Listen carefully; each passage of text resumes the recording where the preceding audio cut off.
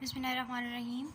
Today we are gonna discuss about the CANDU reactor. CANDU reactor जो था वो Canada में बनाया गया था और इसका जो एब्रीवेशन है, एक्रोनियम है, वो हमारे पास होता है CANDU deuterium uranium power reactor. Deuterium इसके अंदर एज अ मॉडरेटर यूज़ हो रहा होता है और यूरेनियम हमारे पास इसके अंदर एज अ फ्यूल यूज़ हो रहा होता है। इसका पर्पज़ क्या होता है कि ये हमारे पास एनर्जी प्रोड्यूस करने के लिए यूज़ करता है और हम उस एनर्जी को जो है वो इलेक्ट्रिसिटी प्रोड्यूस करने के लिए जो फिर क्या करते हैं, यूज़ कर लेते हैं। जो हमारे पास इसके अंदर मॉडरेटर यूज़ होता है, मॉडरेटर क्या होता है, ये न्यूट्रॉन्स को एडजस्ट की इसकी स्पीड को एडजस्ट करने के लिए जो हम है ना यूज़ करते हैं कि उसकी स्पीड को स्लो डाउन कर देते हैं। जो फ्यूल इसके अंदर मॉडरेटर हम यूज़ करते हैं ना, वो हमारे पास होता है हैवी वाटर। हैवी वाटर क्यों बोलते हैं इसको? क्योंकि इसके अंदर ड्यूट्रियम जो है वो हाइड्रोजन की जगह पे ड्यूट्रियम मौजूद होता है। जो हमारे पास ऑर्डिनरी वाटर होता है उसके अंदर हमारे पास, उससे लाइट वाटर भी बोलते हैं, उसके अंदर हमारे पास होता है H2O, हाइड्रोजन मौजूद होता है। लेकिन इसके अंदर ड्यूट्रियम मौजूद होता है, आइसोटॉप्स ऑफ हाइड्रोजन। इस वजह से इसे हैवी वाटर बोलते हैं। ये एज अ मॉडरेटर इसके अंदर यूज़ होता है और एज अ कूलेंट भी यही यूज़ होता है। और फ्यूल जो है वो इसके अंदर जो है वो अनइनरिच्ड यूरेनियम जो है वो नेचुरल यूरेनियम जो है वो यूज़ होता है इसके अंदर। जब हमारे पास कैंडू रिएक्टर जो है उसके अंदर जो अनइनरिच्ड यूरेनियम होता है, जैसे फ्यूल होता है हमारे पास एज अ फ्यूल जो होता है, हम इसे यूज़ कर रहे होते हैं, उसको हेल्ड कर देते हैं हम जिरकोनियम अलॉय ट्यूब्स के अंदर। जिरकोनियम जो है उसका लो एब्जॉर्प्शन क्रॉस सेक्शन होता है, मतलब वो न्यूट्रॉन्स को एब्जॉर्ब नहीं करता। अगर वो एब्जॉर्ब कर लेगा तो हमारे पास न्यूक्लियर फिशन का प्रोसेस जो होगा वो रुक जाएगा, जो कि न्यूट्रॉन्स जो हैं वो अगर उसके अंदर एब्जॉर्ब हो जाएंगे तो वो फर्दर फिशन प्रोसेस जो है वो प्रोड्यूस नहीं कर सकेंगे, जिसकी वजह से हमारे पास क्या होगी, हीट एनर्जी प्रोड्यूस होना बंद हो जाएगी। तो जिरकोनियम अलॉय ट्यूब्स के अंदर उस फ्यूल को रखा जाता है। उस फ्यूल को कूल किया जाता है by pumping heavy water through the tubes.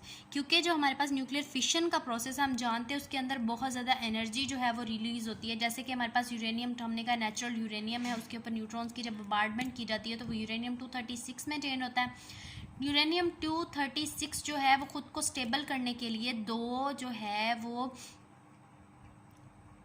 Fragments के अंदर जो है वो टूट जाता है, बेरियम और क्रिप्टान के अंदर। किसके अंदर? बेरियम और क्रिप्टान के अंदर हमारे पास क्या है, वो टूट जाता है और +2 न्यूट्रॉन रिलीज़ करता है और 200 मेगा इलेक्ट्रॉन वोल्ट एनर्जी जो है वो इस प्रोसेस के अंदर जो है वो हमारे पास रिलीज़ होती है। यही वो एनर्जी है जो कि हम इलेक्ट्रिसिटी प्रोड्यूस करने के लिए यूज़ करते हैं। ये जो एनर्जी होती है, ये जो हम रन करवा रहे होते हैं ट्यूब में से हैवी वाटर को, ये एनर्जी ट्रांसफ़र होती है उस हैवी वाटर को। ये हैवी वाटर क्या होता है, वो उसको ट्यूब्स को फ्यूल को कूल करता है, उसमें उससे एनर्जी जो है वो लेता है और उसको क्या है वो ट्रांसफ़र कर देता है टू द लाइट वाटर, जो कि हीट एक्सचेंजर में हमारे पास क्या होती है, मौजूद होती है। और वहाँ से वो जो लाइट वाटर होता है वहाँ होती है प्रोड्यूस, फिर इस हीट की वजह से वो बॉयल होता है और वहाँ पे होती है स्टीम प्रोड्यूस। उस स्टीम को हम फिर यूज़ करते हैं टू रन टर्बाइंस। ठीक हो गया। जो इनिशियल मॉडरेशन है, अगर हमें और ज़्यादा मॉडरेशन की ज़रूरत हो तो वो हम क्या कर सकते हैं, जिरकोनियम को जो है अनप्रेशराइज कंटेनर, जो कैलेंड्रिया भी बोलते हैं, अनप्रेशराइज कंटेनर होता है, ये हार्ट होता है उसका हमारे पास न्यूक्लियर रिएक्टर्स का। इसी के अंदर जो है वो सारा सिस्टम, जो फ्यूल्स, कोर और जो सारा मॉडरेटर वगैरह वो इसी के अंदर मौजूद होते हैं, जिसके अंदर हमारे पास ज़्यादा हैवी वाटर होता है। उसको हम यूज़ करके एज अ मॉडरेटर जो है वो हम हैवी वाटर उधर यूज़ करते हैं ताकि हमारे न्यूट्रॉन्स की जो स्पीड है ना वो उतनी ही रहे जितनी हमें रिक्वायर्ड है। और ये जो कंट्रोल होता है उसको, जो न्यूट्रॉन्स को कंट्रोल किया जाता है बाय द कैडमियम रोड्स के ज़रिए से। कैडमियम रोड्स को जो कि कैलेंड्रिया के अंदर हमारे पास लगी हुई होती हैं, उसको इंसर्ट करके या विदड्रॉ करके जितना ज़्यादा हमें न्यूट्रॉन्स चाहिए हम उस लिहाज से उसे एडजस्ट कर लेते हैं। अपनी कैडमियम रोड्स को ऊपर नीचे करके उसको हम कर लेते हैं एडजस्ट, ठीक है, कोर के अंदर।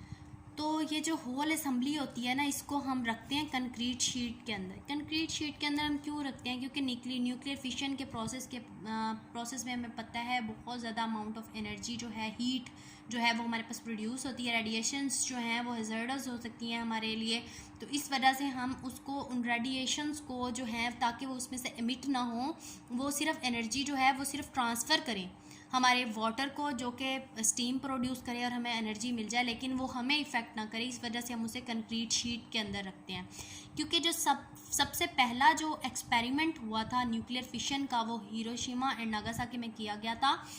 उसमें क्या हुआ था कि इस कदर जो थी वो हीट प्रोड्यूस, इतना टेम्परेचर प्रोड्यूस हुआ था कि आज तक रेडिएशंस इतनी ज़्यादा प्रोड्यूस हो गई थी कि आज तक वहाँ पे पैदा होने वाले बच्चे जो हैं वो अब नॉर्मल पैदा हो रहे हैं। वो किस वजह से था? वो इसी वजह से था कि उसमें रेडिएशंस इतनी ज़्यादा स्वेयर थी कि वो अभी तक स्टिल इतनी ज़्यादा स्वेयर थी कि अभी तक उसके वहाँ पे असरात मौजूद हैं उन रेडिएशंस के, क्योंकि ये हमारे डस्ट पार्टिकल्स के साथ जो हैं वो एडहर हो जाती हैं और फिर क्या है वो ट्रांसफ़र हो जाती हैं। ये सिर्फ उसी एरिया में जो है वो इफ़ेक्ट नहीं करता जहाँ पर इसे जो न्यूक्लियर फिशन का प्रोसेस हो वहाँ पर ही सिर्फ ये इफ़ेक्ट नहीं करता, ये हमारे पूरे एरिया में जो है वो फैल जाता है। उसके साथ चिपक के जो डस्ट पार्टिकल्स होते हैं मौजूद उसके साथ चिपक जाता है और पूरे जो है वो टेम्परेचर पूरे एरिया का जो है वो बढ़ जाता है। रेडिएशंस भी जो हैं वो उस पूरे एरिया में फैल जाती हैं। तो उस टेम्परेचर से, उन रेडिएशंस से बचने के लिए हम इसको कंटेमिनेट वेसल के अंदर जो है वो रख लेते हैं। अब हम देखते हैं कि इसकी वर्किंग किस तरह से होती है। जो वर्किंग होती है वो हमारा जो क्लोज सिस्टम होता है जिसे हम कैलेंड्रिया बोलते हैं, जिसके अंदर हमारा फ्यूल मॉडरेटर सब जो है वो एक्ट कर रहा होता है। उसके अंदर जो है वो H2O जो हैवी वाटर है वो सर्कुलेट करता है कोर के अंदर से और एक्सचेंज करता है heat to the light water. जो हमारे पास बॉइलिंग वाटर रिएक्टर होता है ना, उसके अंदर जो है वो हम हैवी वाटर यूज़ नहीं करते, उसके अंदर हम सिर्फ लाइट वाटर यूज़ करते हैं जो कि बॉयल होता है और स्टीम प्रोड्यूस हो जाती है। लेकिन इसके अंदर जो है वो सेकेंडरी जो है वो सेकेंडरी जो है उसको कह सकते हैं हम सेकेंडरी ट्यूब के अंदर जो है वो प्रोड्यूस होता है। मतलब प्राइमरी जो हमारा है जो वाटर है वो हमारा है हैवी वाटर, उसकी वजह से इलेक्ट्रिसिटी प्रोड्यूस नहीं होती, उसमें स्टीम प्रोड्यूस नहीं होती, बल्कि ये जो है वो ट्रांसफ़र करता है heat to the light water और उसमें फिर क्या हो जाती है हमारे पास स्टीम प्रोड्यूस हो जाती है, जो कि स्टीम प्रोड्यूस होती है। फिर उसको जो है वो टरबाइंस को है रन करने के लिए जो है और इलेक्ट्रिसिटी प्रोड्यूस करने के लिए यूज़ किया जाता है। और जो ये ड्यूट्रियम होता है इसको अंडर प्रेशर रखा जाता है। हमने कहा था प्रेशराइज्ड कंटेनर के अंदर इसको रखा जाता है, पूरा प्रेशराइज्ड कंटेनर होता है ताकि ये हमारे पास लिक्विड फेज़ के अंदर ही रहे, लिक्विड स्टेट के अंदर। इसकी हमारे पास वर्किंग किस तरह से होती है, ये हमारे पास इसकी कोर है, ये हमारे पास फ्यूल रॉड्स हैं, ये वाली जो है ये सारी क्या है फ्यूल रॉड्स हैं।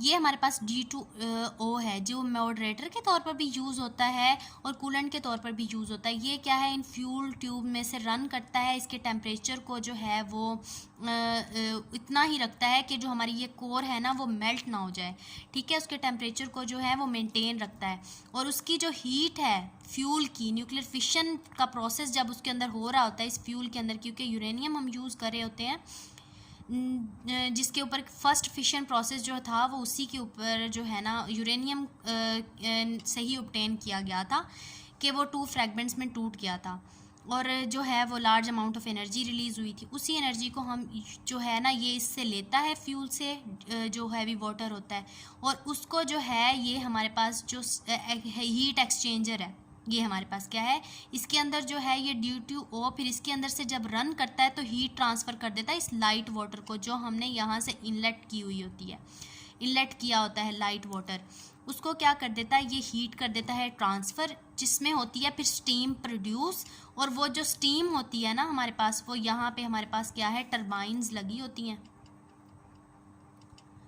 उसको जो है वो कर देता है ट्रांसफ़र स्टीम को, और वो स्टीम जो होती है वो टरबाइंस को रन करती है। फिर उसके आगे जो है हमारे पास जनरेटर लगा होता है जिसमें इलेक्ट्रोमैग्नेटिक इंडक्शन होती है जो है वो फिर प्रोड्यूस कर देती है इलेक्ट्रिसिटी को, जो कि हमारे पावर स्टेशंस तक फिर जाती है और फिर हमारे घरों तक आती है। तो ये जो कैंडू रिएक्टर है ये इलेक्ट्रिसिटी प्रोड्यूस करने के लिए हमारे पास क्या होता है यूज़ होता है। तो ये था हमारा आज का लेक्चर। आई होप कि आपको समझ आई होगी और जो आपका इससे रिलेटेड क्वेश्चन है आप कमेंट सेक्शन में जो है वो पूछ सकते हैं। इंशाल्लाह मैं ट्राई करूँगी कि उनके आंसर्स दे दूँ आपको। और जो है तब तक अपना ख्याल रखें। Take care of yourself. अल्लाह हाफ़िज़।